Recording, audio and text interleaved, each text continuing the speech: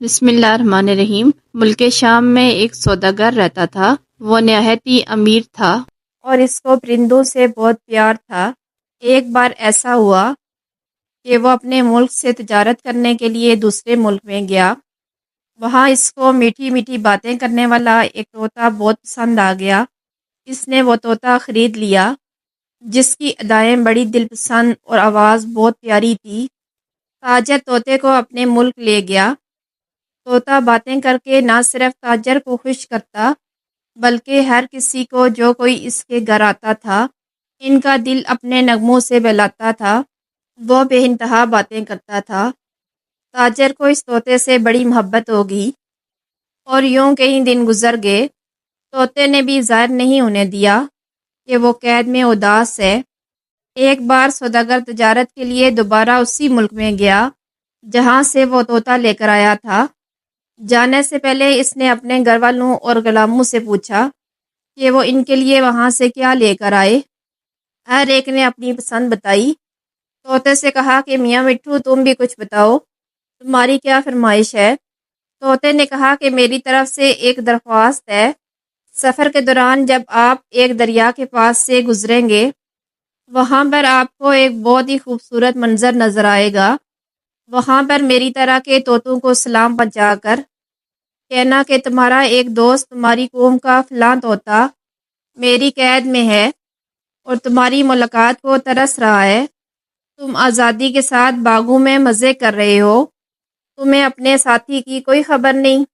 کیا اسی کا نام دوستوں کی وفا ہے کہ میں پنجرے میں پڑا ہوں، تم سے دور ہوں اور تم باغوں میں عیش و عشرت کی زندگی گزار رہے ہو؟ طوطے نے آگے یہ بھی کلوایا، انہیں یہ بھی کہنا کہ وہ اپنی آزادی کے بارے میں تم سے مشورہ طلب کرتا ہے، ورنہ یہ بھی ممکن ہے کہ تمہاری ملاقات کی حسرت لیے ہوئے وہ اس دنیا سے رخصت ہو جائے۔ سوداگر اس کی بات کو سمجھا تو نہیں، لیکن اس نے ارادہ کر لیا کہ وہ طوطے کا یہ پیغام اس کے دوستوں تک ضرور پہنچائے گا۔ وہ تاجر کو جاتا ہوا دیکھتا رہا۔ سوداگر سفر کرتا ہوا جب اس ملک پہنچا اور اپنے طوطے کے بتائے ہوئے خوبصورت زمینی راستے سے گزرا تو وہاں سے اسے طوطوں کے بولنے کی آوازیں آنے لگیں۔ اس نے طوطوں کو مخاطب کرتے ہوئے کہا، ہے پیارے پیارے طوطوں، اپنے ایک بچھڑے ہوئے بھائی کا پیغام سن لو جو میرے گھر میں ہے۔ وہ تمہیں سلام کہتا ہے اور تم پر افسوس کرتا ہے۔ تم اس کے بغیر سب شاخوں پر جھول رہے ہو۔ اس طرح جھولنا تمہیں کس طرح باتا ہے؟ کوئی اس کی ملاقات کی فکر کرو، وہ تمہارے بغیر بہت اداس ہے۔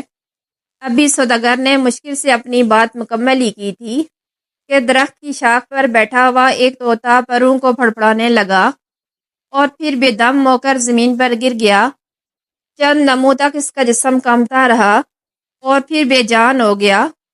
سوداگر سوچنے لگا کہ بعض دفعہ ایسی بات سے خاموشی بہتر ہوتی ہے جو فساد، جھگڑا اور بے چینی پیدا کرے۔ سوداگر اس پیغام دینے پر بڑا شرمندہ ہوا کہ میں نے بلا وجہ یہ پیغام یہاں تک پہنچایا۔ سوچنے لگا کہ اس نے ناحق اپنی زبان کی وجہ سے ایک جان گنوا دی۔ تلوار کا زخم تو بھر جاتا ہے مگر زبان کا زخم نہیں بھرتا۔ یہ مرنے والا شاید اس پیارے طوطے کا کوئی عزیز رشتہ دار ہے، کوئی بہت گہرا دوست بھی ہو سکتا ہے کہ اس کا بھائی ہو۔ میری اس خبر سے اسے اتنا رنج ہوا کہ وہ برداشت نہ کر سکا اور مر گیا۔ سوداگر وہاں سے افسوس کرتا ہوا رخصت ہوا۔ کچھ عرصے کے بعد کاروبار سے فارغ ہو کر اپنے وطن شام آ گیا۔ گھر والوں کو ان کے تحفے دیے اور سب تک ان کے تحفے پہنچا دیے۔ طوطے نے پوچھا کہ میری فرمائش پوری کی ہے یا نہیں؟ میرے بھائی لوگوں نے تم سے کیا بات کی ہے؟ انہوں نے میرے سوال کا کیا جواب دیا؟ سوداگر نے ایک آہ بھری اور اپنی آنکھوں میں آنسو لائے اور ایک دکھ بھرے لہجے میں کہا، بہتر یہی ہے میرے دوست، جو کچھ ہوا ہے مت سنو، ورنہ تجھے صدمہ ہوگا۔ میں تجھے نہیں بتا سکتا، تجھے بہت دکھ ہوگا۔ میں خود تیرا پیغام دے کر بہت پچھتایا ہوں۔ طوطا کہتا ہے، ایسی کیا بات ہوئی جو آپ زبان پر لاتے ہوئے ڈرتے ہیں؟ طوطا کہنے لگا، آپ بیان کریں۔ جو ہونا تھا وہ ہو گیا، میرے دل میں اس کو برداشت کرنے کی ہمت ہے، میں برداشت کر لوں گا۔ جو کچھ آپ نے دیکھا مجھے بتا دیجئے، میرے ساتھیوں کا پیغام دیجئے۔ سوداگر کہنے لگا، پیغام کیا ہے؟ بری خبر ہے۔ جب میں تیری بتائی ہوئی جگہ پر پہنچا تو وہاں کے طوطوں کو تیرا پیغام پہنچا دیا تھا، اور جو تیرا حال تھا وہ بیان کر دیا۔ جو تیرا پیغام تھا ان تک پہنچا دیا، تو ان میں سے ایک طوطا شاید تیرا عزیز تھا جو تیری جدائی برداشت نہیں کر سکتا تھا۔ وہ طوطا میری بات سنتے ہی پھڑپڑا کر گر پڑا اور تڑپ کر مر گیا۔ شاید اسے تیری گرفتاری کا اتنا دکھ پہنچا تھا، وہ برداشت نہ کر سکا۔ اس کے یوں مرنے پر میں بے حد پچھتاوے میں ہوں۔ مجھے اس کی موت برداشت نہیں ہوئی، اس لیے میں تجھے یہ خبر نہیں دینا چاہتا تھا۔ ابھی سوداگر نے یہ بات بولی ہی تھی کہ دیکھتے ہی دیکھتے سوداگر کے طوطے کے بدن پر تھرتھری طاری ہو گئی۔ اس کی آنکھیں پتھرا گئیں اور تڑپتے ہوئے اس نے بھی جان دے دی۔ وہی حالت جو اس کے ساتھی کی تھی، اسی حالت میں سوداگر نے اپنی آنکھوں کے سامنے اپنے پیارے طوطے کو مرتے ہوئے دیکھا تو غم سے نڈال ہو گیا۔ ٹوپی سر سے اتار دی، سینے پر بار بار ہاتھ مار کر روتا تھا اور کہتا کہ میرے پیارے بٹو، تجھے کیا ہو گیا ہے؟ یہ تو نے کیا کیا؟ اگر مجھے خبر ہوتی کہ تم مجھے چھوڑ جائے گا تو یہ منحوس قصہ میں تجھے ہرگز نہ سناتا۔ ایک تو میں پہلے ہی بہت غمزدہ تھا، تیرے ساتھی کے سامنے تیرا حال بیان کیا، اور اب دوبارہ پچھتا رہا ہوں کہ تیرے سامنے یہ میں نے کیا بیان کر دیا۔ سوداگر دیر تک طوطے کے مرنے کے غم میں اسی طرح روتا رہا۔ جب خوب دل کی بڑاس نکال لی تو مرتے ہوئے طوطے کو نہ چاہتے ہوئے بھی پنجرے سے نکال کر باہر پھینک دیا، کیونکہ وہ اب اس کے کسی فائدے کا نہیں تھا۔ تو دیکھو باہر پھینکا ہی تھا کہ فوراً وہ طوطا اڑ کر درخت کی شاخ پر جا بیٹھا۔ سوداگر گزرا ہوا سارا معاملہ بھول گیا اور طوطے کی اس حرکت پر بڑا حیران اور پریشان منہ کھولے ہوئے آنکھیں پھاڑے ہوئے دیکھتا رہا اور کہنے لگا، ہے چلاک پرندے، یہ کیا ماجرا ہے؟ تو مر گیا تھا۔